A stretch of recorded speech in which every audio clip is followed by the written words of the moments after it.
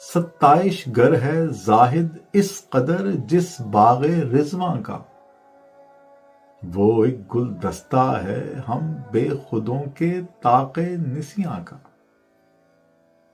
باغ رضواں، رضواں ویسے تو دروغہ جنت کا نام ہے، جس طرح جواب شکوہ میں اقبال کہتے ہیں کہ کچھ جو سمجھا میرے شکوے کو تو رضواں سمجھا، مجھ کو جنت سے نکالا ہوا انسان سمجھا۔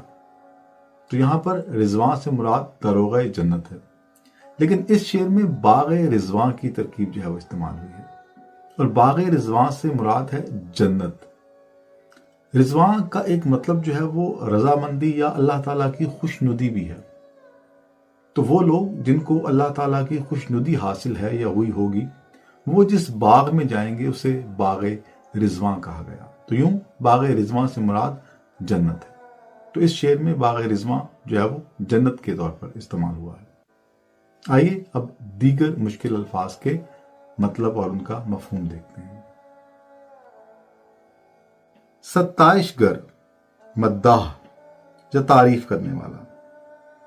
زاہد، زاہد سے مراد پرہیزگار، دیندار یا عابد۔ باغ رضواں، جنت کا باغ یا جنت۔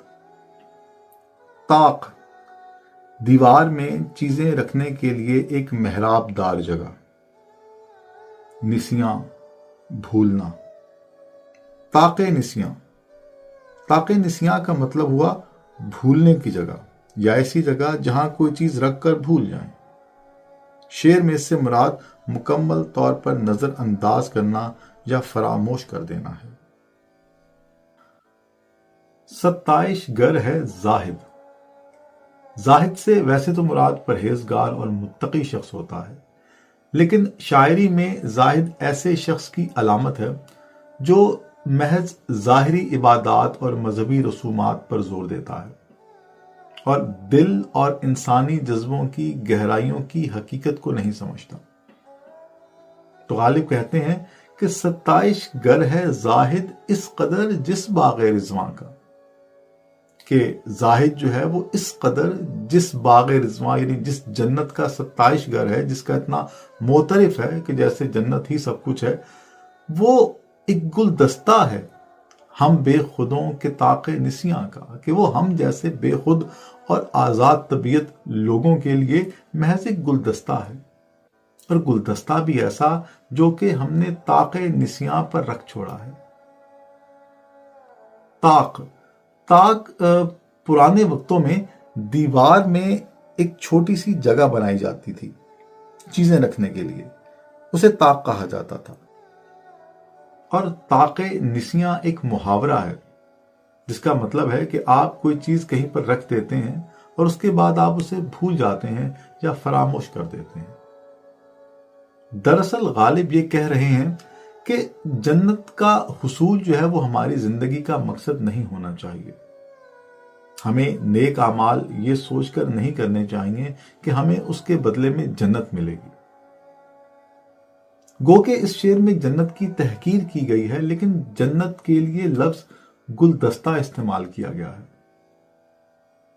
دراصل غالب اس بات کی نفی کرنا چاہتے ہیں کہ ہمیں یہ سوچ کر نیک اعمال نہیں کرنے چاہیے کہ اس کے عوض ہمیں جنت ملے گی، بلکہ نیک اعمال تو محض اللہ تعالیٰ کو راضی کرنے کے لیے اور اس کی مخلوق کو خوش کرنے کے لیے کرنے چاہیے۔ جیسے کہ غالب کا اپنا ایک شعر ہے کہ طاعت میں تا رہے نہ میو انگ بین کی لاگ، دوزخ میں ڈال دو کوئی لے کر بہشت کو۔ یہ شعر غالب کی آزادانہ سوچ اور فلسفیانہ طرز فکر کا عکاس ہے۔ اگر آپ کو مرزا غالب کے اس شعر کی تشریح پسند آئی ہے اور آپ مرزا غالب کے دیگر اشعار اور غزلیات کی تشریح بھی دیکھنا اور سننا چاہتے ہیں تو یوٹیوب اور فیس بک کے سرچ بار پہ جا کے ٹائپ کیجئے ضیاء ادب اور سبسکرائب کیجئے ضیاء ادب کو۔ تمام ویڈیوز آپ کو وہاں پر مل جائیں گی۔